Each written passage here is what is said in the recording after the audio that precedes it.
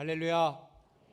하나님께서 오늘도 우리에게 귀한 날 주셨는데 지금 태풍도 올라오고 비도 많이 내리고 날씨도 궂은데 오신 여러분들을 사랑하고 또 축복합니다. 우리 옆분들과 같이 한번 사랑하고 축복합시다. 사랑하고 축복합니다. 하나님이 저와 여러분들에게 주신 새로운 미래를 기대하면서 한번 이렇게 우리 자신과 또 세상을 향해 선포합시다. 새로운 미래가 이미 시작되었습니다. 할렐루야. 새로운 미래가 이미 시작되었습니다. 믿습니까? 새로운 미래를 주신 하나님이 오늘 우리에게 주신 말씀 시편 119편 41절부터 51절까지 말씀을 번갈아 읽도록 하겠습니다. 제가 먼저 읽습니다. 여호와여, 주의 말씀대로 주의 인자하심과 주의 구원을 내게 임하게 하소서. 그리하시면 내가 나를 비방하는 자들에게 대답할 말이 있사오리니 내가 주의 말씀을 의지함이니이다. 진리의 말씀이 내 입에서 조금도 떠나지 말게 하소서. 내가 주의 규례를 바랐음이니이다. 내가 주의 율법을 항상 지키리이다. 영원히 지키리이다.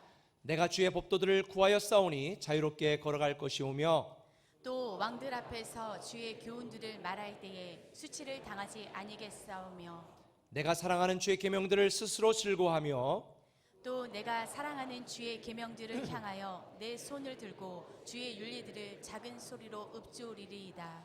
주의 종에게 하신 말씀을 기억하소서. 주께서 내게 소망을 가지게 하셨나이다. 이 말씀은 나의 고난 중에 위로라. 주의 말씀이 나를 살리셨기 때문이니이다. 다 함께 교만한 자들이 나를 심히 조롱하였어도 나는 주의 법을 떠나지 아니하였나이다. 아멘. 오늘 날씨도 별로 좋지 않은데 오늘 교회 오는 길이 기대가 되셨습니까? 교회 오기 싫지 않은데 억지로 오신 분은 없으시죠? 있군요. 제가 양육 훈련을 하다 보면 여러 가지 이야기들을 서로 나누게 되어지는데 내가 사실 오랜 세월 신앙생활하고 교회를 다녔지만 그냥 종교생활처럼 했던 것 같습니다. 그런데 꿈의 교회 와서 양육훈련을 듣고 또 배우면서 복음에 대한 이해 그리고 믿음이 무엇인지를 깨달아서 정말 교회 오는 게 즐겁습니다. 또 교회 오는 게 행복합니다 라고 고백하는 분들도 있습니다. 물론 어떤 분들은 이 변화의사 모셔가지고 저를 만나는 게 두렵대요. 왜 두렵냐고. 제가 굉장히 알부남이라고, 알고 보면 부드러운 사람이라고 제가 그랬더니 그냥 멀리서만 보다가 가까이 소그룹으로 함께 말씀을 나누고 공부하는 과정들이 좀 부담스럽다는 의미인데요. 어떤 분들은 양육훈련을 하면서 정말 이 양육훈련 과정들을 통해서 하나님이 우리를 얼마나 사랑하는지, 예수 믿는다는 게 부담이 아니라 얼마나 큰 축복이고 행복인지를 깨닫는다고 고백하는 분들도 많이 계십니다. 특별히 제가 감동적인 건 우리 남편이요, 억지로 끌려오긴 하는데 예배는 빠지지 않아요. 근데 예전에는요 예배 시간마다 졸았는데 꿈의 교회 와서는 아직 한 번도 존 적이 없대요. 이게 저를 굉장히 행복하게 합니다. 사실 목사의 보람은 성도들이 정말 그리스도 안에서 그 축복과 특권을 누리고 행복하게 사는 것이 목회자로 살아가는 최고의 보람인 것 같습니다. 그런데 안타깝게도 성도들을 보면 이런 경험 없이, 이런 간증 없이, 이런 고백 없이 교회 하는 게 부담스럽고 심지어는 짜증나고 어떤 때는 신앙생활하는 게 답답하게 느껴지는 분들도 있는 것 같습니다. 이유가 뭘까? 사실 저는 목사들로 자라면서 제가 예수님을 인격적으로 만나기 전까지는 교회 오는 게 너무 짜증났습니다. 그때 고등학교 1학년 때 이런 생각을 했어요. 재수없게 우리 아버지가 왜 목사야? 그것도 가난한 목사. 좀 뭔가 그럴듯한 사업도 하고 좀 뻔질한 그런 아버지였으면 좋겠다. 아버님은 지금도 어디 가든지 제가 목사입니다 이러는데 저는 사실 목사입니다라는 말하기 별로 좋지 않았었거든요. 그런데 신앙생활 하면서 하나님의 은혜를 더 깊이 경험하면서 저는 목회하는 것이 재밌고 목회하는 것이 보람되고 성도들이 변화되어져 가는 것이 너무 행복합니다. 그래서 저에게 안타까운 거, 왜 예수 믿고도 변화되지 않을까? 왜 예수 믿고도 행복하지 않을까? 왜 교회 오는 게 짜증날까? 저는 이런 분들을 보면 너무 안타깝고 불쌍하다는 생각이 듭니다. 우리 공주 꿈의 교회 바로 위에 경찰서가 있고요. 그 위가 한 5,500평 대지가 비어 있었어요. 그런데 얼마 전에 그곳에 한 회사가 본사를 건축하고 그곳으로 입주를 했습니다. 그러면서 그 회사에서 행사들을 할 때에 주차장이 부족하니까 우리 공주 꿈의 교회 주차장이 한 200대 될 수 있으니까 평일에는 좀 사용할 수 있겠는가라고 요청이 들어왔을 때 저는 지역사에서 요청하면 다 대부분 오케이, 거의 우리 교회에 문제가 되지 않으면 다 오케이를 하거든요. 근데 그분들이 그 회사에서 요청할 때 제가 처음에는 조금 머뭇거렸습니다. 왜냐하면 그 회사 회장님이 혹시 이단인가 하는 그런 루머가 있었거든요. 그래서 제가 뒷조사를 했습니다. 그랬더니 그분이 한동안에는 이단에 빠져 있었기도 했는데 나와서 지금은 통합측 장로교회의 시무장로님으로 열심히 섬기고 있다는 이야기를 듣고 그럼 빌려줘라 그랬습니다. 그리고 이렇게 좋은 관계로 지나가고 있는데, 근데 지난주에 그 회사의 직원 예배에 설교를 해달라는 부탁을 받고 제가 아침에 갔습니다. 설교를 다 하고 그 회장님이 자기에 있는 모든 그 건물들을 다 구경시켜 주는데 제가 감동을 먹었습니다. 이게 우리 교육관이어야 되는데 막 3층에서는 딱 미끄럼 타고 1층까지 샥 내려갈 수도 있고 1층에 수영장이 있고 막 카페가 있고 사무실들이 그냥 무슨 카페처럼 다 해놨는데 너무 부러운 거예요. 제가 부러운 듯이 잘 얘기하니까 목사님, 그러면 우리는 주일 안 쓰니까 그냥 목사님 제가 지문 등록해 드릴 테니까 그냥 주일이면 마음대로 다 쓰세요. 애들 여기서 놀고 하는데 굉장히 좋을 것 같습니다. 근데 제가 아멘 해야 되는데 너무 쉽게 대답하면 제가 좀 없어 보이잖아요. 그래가지고 대답은 예 감사합니다 그렇게 했는데 한 1,500석 정도 되는 강당도 있고 세계 15개국에 동시 송출할 수 있는 시스템도 다 돼 있고 정말 교회를 쓰면 너무 좋겠다라는 생각을 했는데 그 회사에서 그 회장님하고 제가 한 5시간 정도를 교제하고 이야기하는 중에 제가 뭐 건물 보고 감동받고 끝나면 아무 의미가 없으니까 그 회장님에게 제가 돌직구를 던졌습니다. 회장님의 신앙 히스토리를 좀 말씀을 해주세요. 제가 그렇게 이야기를 했습니다. 그랬더니 자기의 히스토리를 얘기를 해주는 거예요. 그 회사는 애터미 회사입니다. 물론 여러 가지 여러분들이 의견이 있겠지만 그런데 저는 그분에게 신앙 스토리를 얘기해 주세요. 그랬더니 제가 중학교, 고등학교 다닐 때에 성경에 대해 궁금한 게 너무 많고 알고 싶었는데 목사님에게 물어봐도 다 대답을 안 하고 하도 귀찮게 그러니까 야 너 교회 나오지 마 이래가지고 그때 제가 상처도 많이 받고, 그런데 그때 지인의 소개로 들어간 게 유병원 씨가 있었던 그 구원파였어요. 지금 구원파가 3가지가 있는 거 알죠? 그곳에 들어가서 젊은 시절에 성경 공부하고 열심을 내고 했는데 사실 구원파는 구원관에 문제가 있고 이단이기 때문에 거기에 많은 문제가 있어. 그러다 보니까 그들이 주장에 따르면 한번 구원받으면 그냥 적당히 죄짐에 적당히 살아도요 사실 문제가 없는 영주주의 비슷한 그런 교리를 갖고 있어요. 그런데 그러다 보니까 유병원 씨부터 시작해서 지도층이 비윤리적이고 비도덕적이고 하는 많은 삶의 모순점과 문제들을 보면서 이건 아닌데 몇 번 탈퇴하려고 하다가 그러다가 마지막 결단하고 이건 아니다, 내 인생이 파괴되겠다 그렇게 생각을 하고 그 박한길 회장이 탈퇴를 했어요. 그리고 그 두레교회 김진호 목사님 교회에 출석하면서 또 여러 목사님들에게 말씀을 공부하고 또 감리기 목사님에게 집중적으로 뭐가 문제인지에 대한 그런 여러 가지 공부를 하고 이게 문제고 이게 문제구나를 깨닫고 진짜 복음에 대한 바른 이해를 갖고 지금은 통합측 장로계 시무장로님으로 검증된 뒤에 그렇게 열심히 신앙생활을 하고 있는데요. 제가 이분과 대화를 하면서 이분이 사업도 최선을 다하지만 이분이 갖고 있는 가장 기본적인 생각에 제가 사실은 큰 감동을 받았습니다. 그분이 대화하면서 그러는 거예요. 그분은 지금 이 선교 사경에 해외에 있는 그 창조 과학 그 목사님들을 초청해서 그런 100회 이상 열고 또 지금 대안학교 100개 세우는 게 목표래요. 지금 병천에도 대안학교 하나가 있고, 그리고 또 여러 가지 많은 기부 활동들을 하면서 얼마 전에는 그 홀로 된 분들을 위해서 100억을 사회복지 공동기금에 기부도 했는데, 그 기사가 나간 뒤로 자기에게 많은 분들이 전화가 온대요. 30년 전에 후배도 형님 돈 좀 빌려주세요. 그런데 자기는 돈 버는 재주밖에 없지만 돈을 쓰는데 분명한 원칙이 있다라고 하면서 하나님 나라와 복음과 선교를 위해서, 그리고 긍휼, 하나님의 사랑을 전할 수 있는 긍휼을 위해서 쓸 수 있는 그곳에 자기가 돈을 쓰지, 그렇지 않은 곳에는 1원도 쓰지 않겠다라고 하는 분명한 원칙이 있더라고요. 그러면서 그분이 고백하는 게 이런 고백이에요. 목사님, 제 사업은 부업입니다. 저는 하나님 나라와 복음을 증거하고 정말 하나님 나라가 확장되는 일을 위해서 저는 그게 제 주업입니다 라고 고백하는데, 사실 제가 이 변한 삶을 이야기하면서 그런 말씀을 많이 나누고 있거든요. 저는 그때 제가 누구를 여태까지 부러워 보진 않았는데 그때 요만큼 부러운 생각이 들었습니다. 야, 이런 사업을 하면서 이런 믿음에 대한 이해와 복음에 대한 이해가 분명히 있고 이 비전과 열정으로 자기의 삶을 하나님 우선으로 살아가려고 생각하는 사업가들이 우리 교회에도 최소한 100명은 있으면 좋겠다. 저는 비전이 있는데 돈이 없어.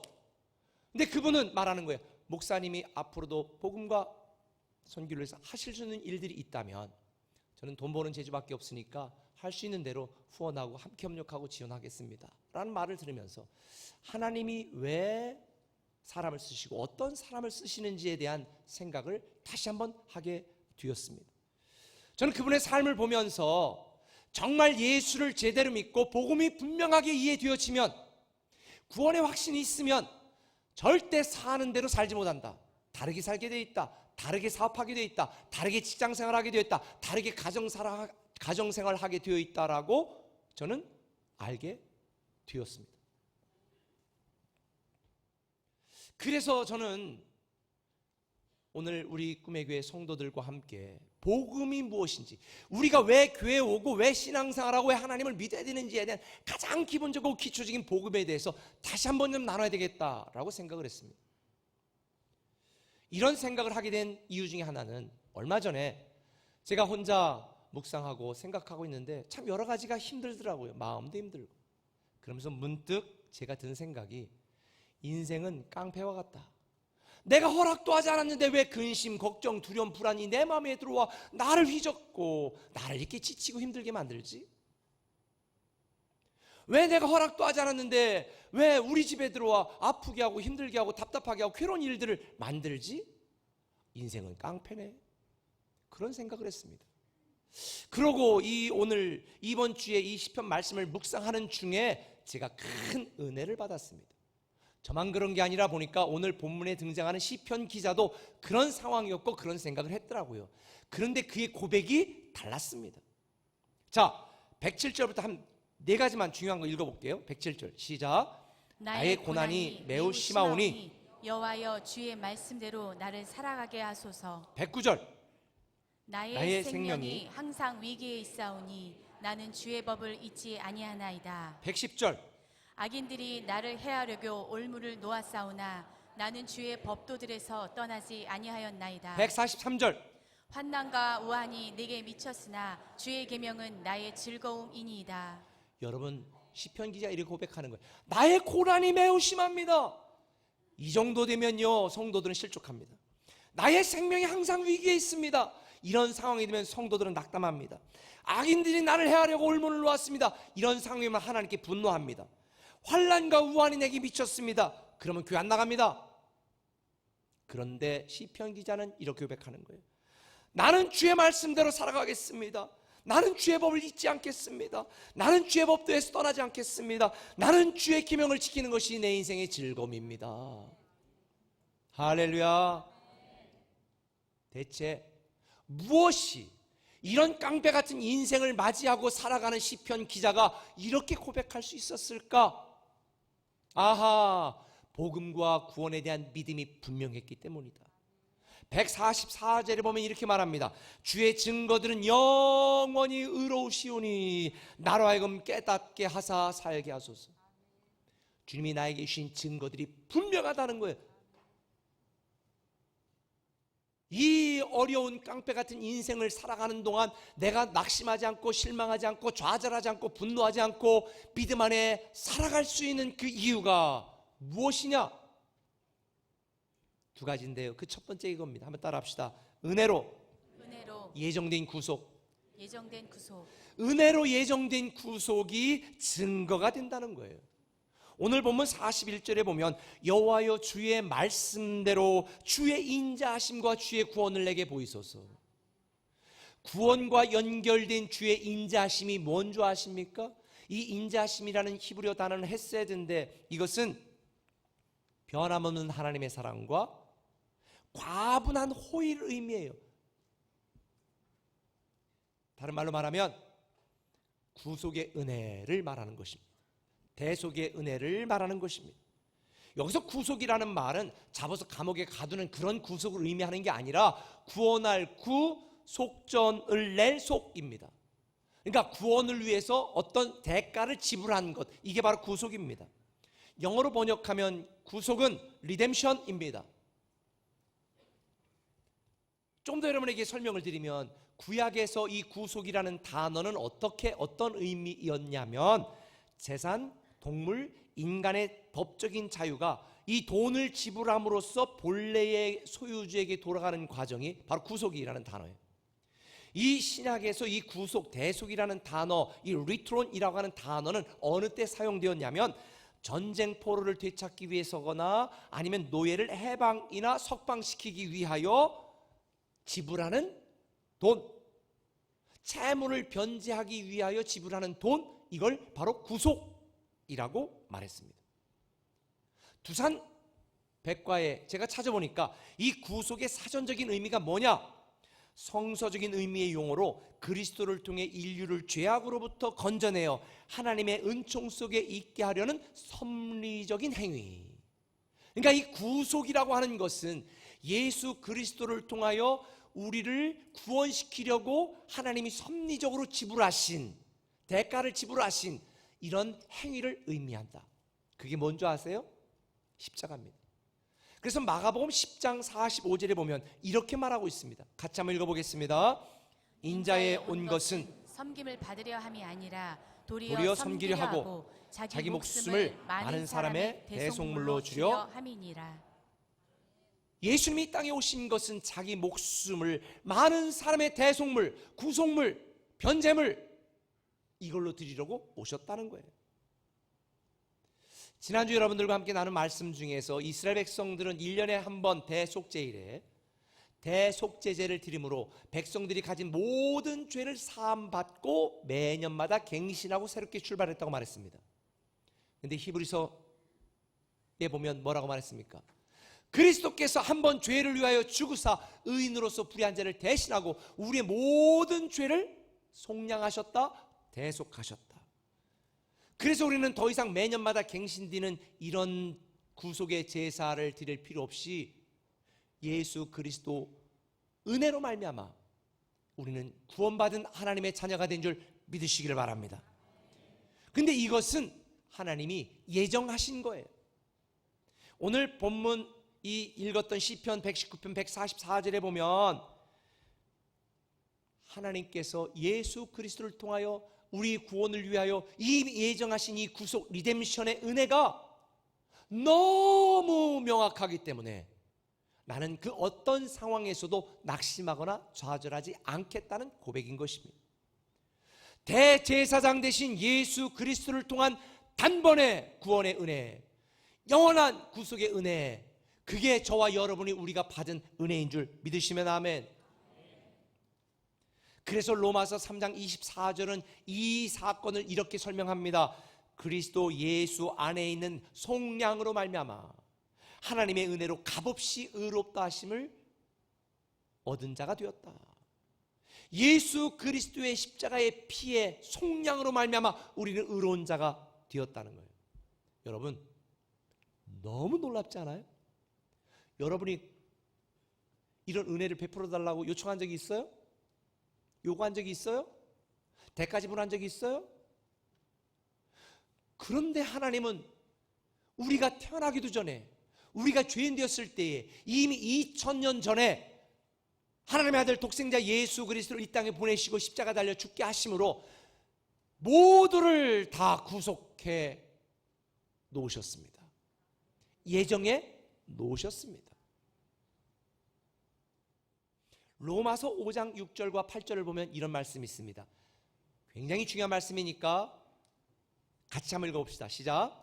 우리가 아직 연약할 때에 기약대로 그리스도께서 경건하지 않은 자를 위하여 죽으셨도다.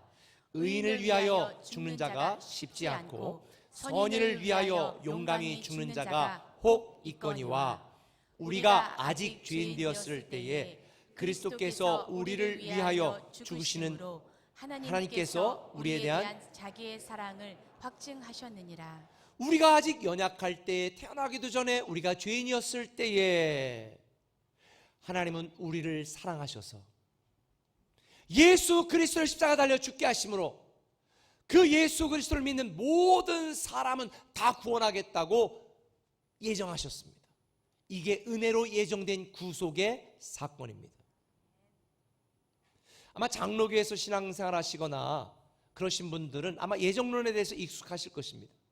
그런데 어떤 극단적인 예정론을 신봉하는 분들은 하나님이 지옥 갈 사람과 천국 갈 사람 이미 다 예정해 놓았다라고까지 주장을 합니다. 저는 거기에 동의하지 않습니다.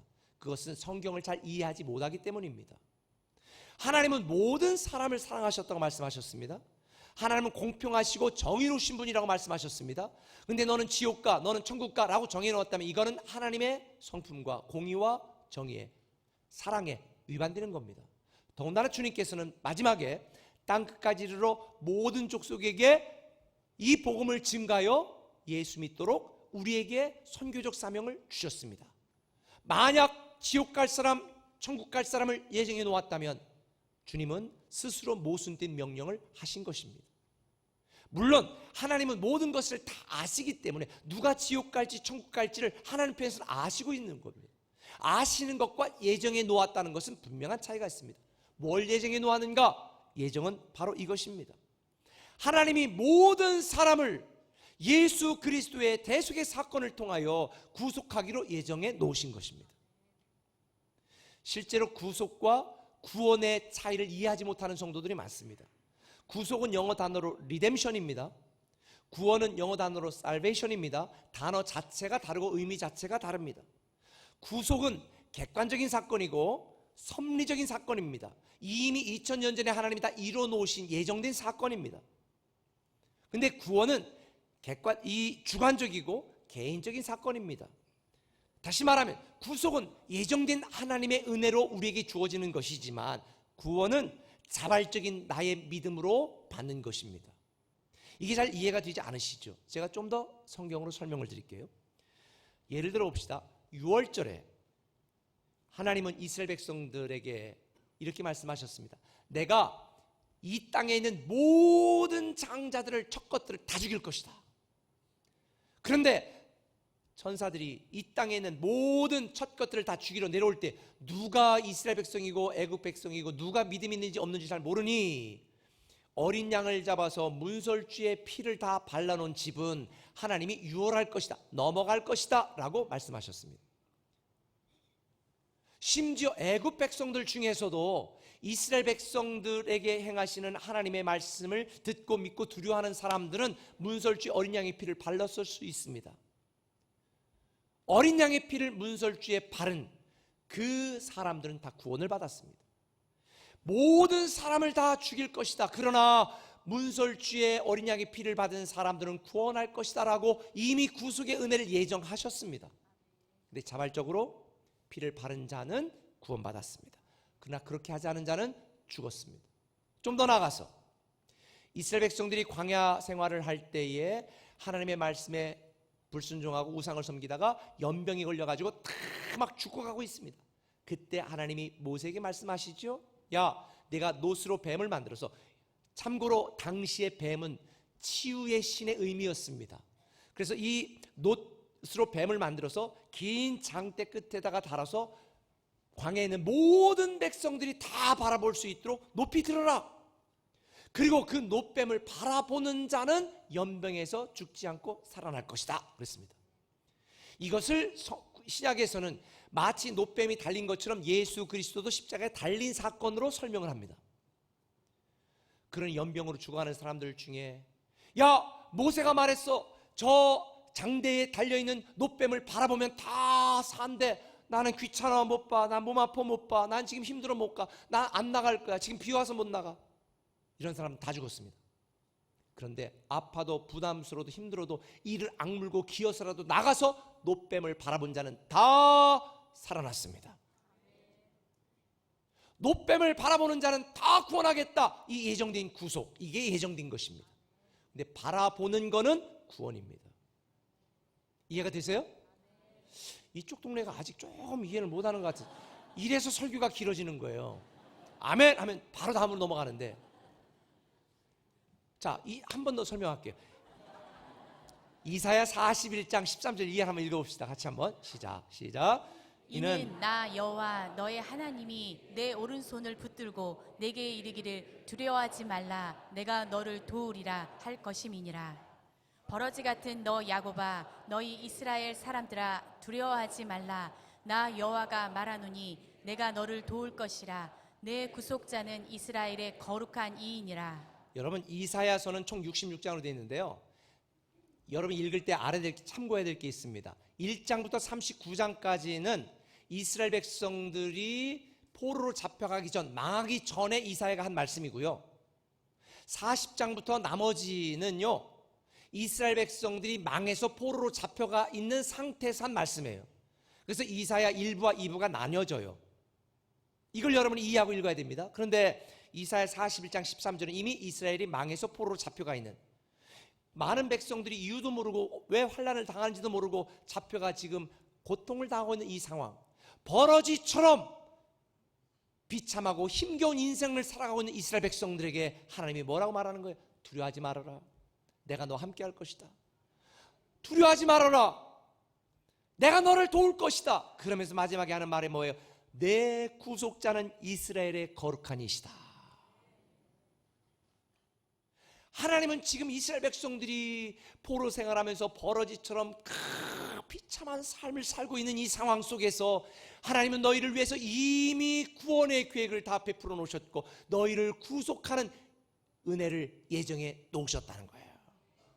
그래서 여기서 말하는 구속자는 리디머, 구속은 리뎀션. 여러분, 때때로 우리가 인생을 살아가면서 정말 내 인생이 버러지처럼 느껴지고 비참하고 힘든 삶을 살아갈 때도 있습니다. 그러나 꼭 기억하세요. 하나님은 이 모든 상황에서, 깡패 같은 내 인생에서 우리를 구원하시려고 은혜로 구속을 예정하셨습니다. 할렐루야. 그래서 우리에게 필요한 두 번째가 있어요. 왜? 하나님은 예정했지만 이게 우리의 현실이 되려면 우리가 해야 될 일이 있거든요. 한번 따라합시다. 믿음으로 주어진 구원. 믿음으로 주어진 구원이 증거입니다. 오늘 보면 41절에 보니까 여호와여 주의 말씀대로 주의 인자하심과 주의 구원을 내게 임하게 하소서. 주의 구원을 내게 임하게 하소서. 하나님이 이미 예정된 구속을 다 은혜를 베풀어 주셨지만 우리가 믿음으로 그 구속의 사건을 믿지 않으면 내게 구원은 임하지 않습니다. 좀 전에 말한 것처럼 문설주의 어린 양의 피를 받으면 다 구원받는다라고 구속의 은혜를 예정해 놓으셨지만 백성들이 문설주의 피를 바르지 않으면 구원받지 못했습니다. 다시 말하면 노배처럼 십자가에 달리신 예수 그리스도, 내 죄를 대신하여 이미 2000년 전에 다 대가를 치르시고 속량하셨다, 구속하셨다, 대속하셨다라는 이 사실을 내가 믿으면 우리는 구원받습니다. 구원이 주어집니다. 예수 그리스도가 내 인생의 구원자요 주인이라는 사실을 믿으면 구원받습니다. 믿지 않으면 그 예정된 구속의 은혜는 물거품이 됩니다. 그래서 로마서 10장 9절 10절에 보면 우리에게 이렇게 말씀하는 거예요. 같이 읽겠습니다. 내가 만일 내 입으로 예수를 주로 시인하며 또 하나님께서 그를 죽은 자 가운데서 살리신 것을 내 마음에 믿으면 구원을 얻으리니 사람이 마음으로 믿어 의에 이르고 입으로 시인하여 구원에 이르느니라. 우리의 입술로 예수님은 나의 주님이십니다, 내 인생의 주인, 생명의 주인, 물질의 주인, 내 재능의 주인, 내 가정의 주인입니다라고 입으로 고백하고 마음으로 예수 그리스도는 죽은 자를 살리신 부활하신 나의 구원자십니다 라고 믿으면 우리는 구원을 얻는다는 거예요. 이걸 고백하는 구체적인 표현이 바로 침례 세례입니다. 물속에 들어가 나는 이제 죽었습니다, 나는 이제 내 인생의 주인은 오직 예수 그리스도 뿐이십니다, 당신 나의 구원자십니다, 이 믿음의 고백을 하라는 거예요.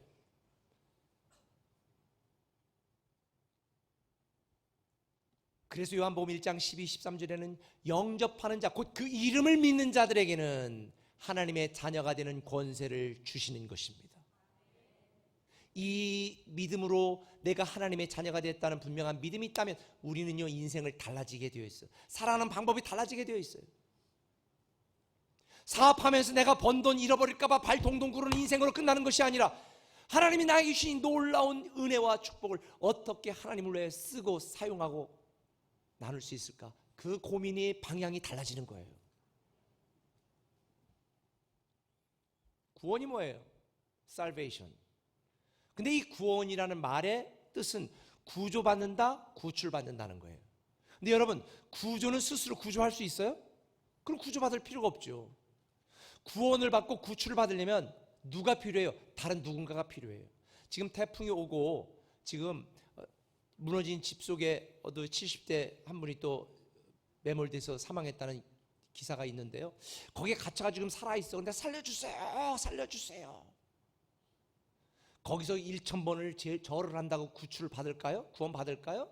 아니에요. 누가 필요해요? 다른 누군가가 와서 꺼내줘야 되는 것입니다. 이게 구원입니다. 구원은 절대 우리의 행위와 우리의 노력과 우리의 의도로 받을 수 없습니다. 누군가가 주어지는 거예요. 그 누군가가, 내가 산속에 고립되어 있을 때 헬기가 나타났습니다. 그리고 밧줄을 내립니다. 잡으면 삽니다. 그 밧줄이 바로 예수 그리스도입니다. 내 노력으로, 내 능력으로 절대 구원 못 받습니다. 그래서 성경에 보면 이 구원이라는 단어는 수동태로 되어 있습니다. 내가 의도적으로 하는 게 아니라 난 가만히 있는데 누군가에 의해서 구조받는 것, 이게 구원입니다. 이렇게 구원받을 수 있는 비결은 뭔지 아세요? 믿는 것입니다. 예수 그리스도가 내 인생의 주인이고 나의 구원자라는 사실을 믿는 것입니다. 우리가 구원을 받는 데는 내 행위와 노력이 1도 들어가지 않습니다. 그래서 에베소 2장 8절 9절은 이렇게 말합니다.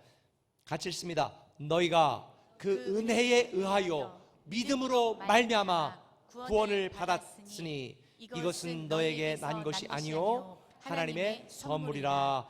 행위에서 난 것이 아니니 이는 누구든지 자랑하지 못하게 함이라. 할렐루야. 예정된 구속의 은혜에 의하여 믿음으로 말미암아 우리는 구원을 받게 되는 줄 믿으시면 아멘. 그래서 우리는 하나님 앞에 자랑할 이유가 없는 거예요. 잘난 척할 이유가 없는 거예요. 헌금 많이 했다고, 사용 많이 했다고 하나님은 그거 갖고 우리를 구원하는 게 아닙니다. 구원은 전적인 은혜입니다. 성격이 들어오도 성격이 좋아도 우리는 공평하게 믿음으로 말미암아 구원을 받는 것입니다. 그래서 누가복음 17장 19절에 보니까 예수님이 말합니다. 그에게 이르시되 일어나 가라, 내 믿음이 구원하였느니라. 마가복음 9장 22절은 말합니다. 예수께서 돌이켜 그를 보시며 이르시되 딸아 안심하라, 내 믿음이 너를 구원하였도다. 뭐가 구원했다고요? 믿음이. 여러분의 열심이 아니라 믿음이.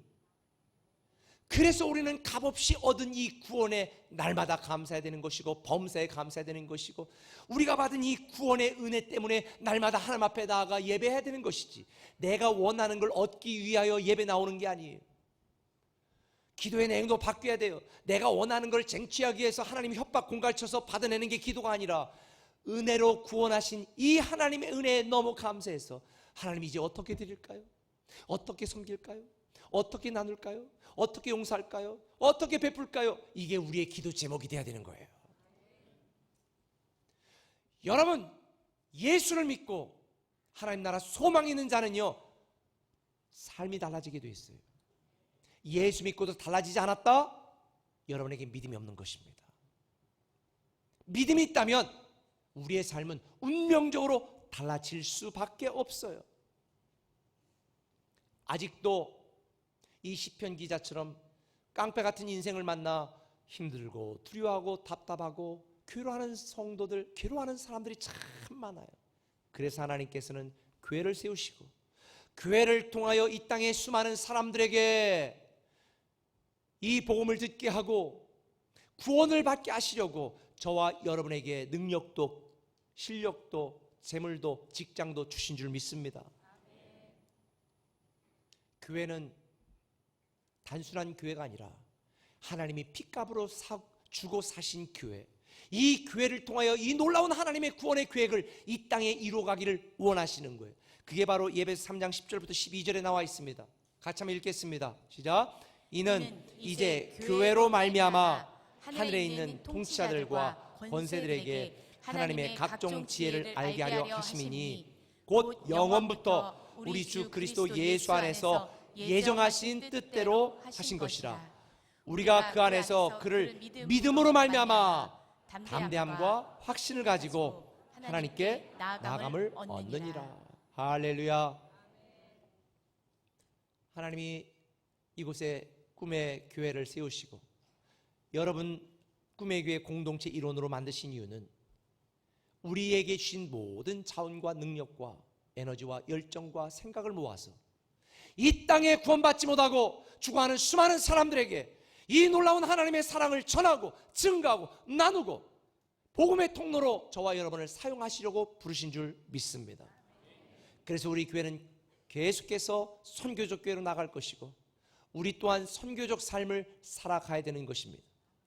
서두에서 말한 것처럼 때로는 너무 힘들다, 환난과 고난이 겹치고 내 생명이 위기 가운데 있고 여러 고난이 심해지고 악인들이 나를 얽어매려고 올무를 놓는 것 같은 그런 인생을 살아가는 분들도 있을지 모르겠습니다. 그러나 여러분 꼭 기억하세요.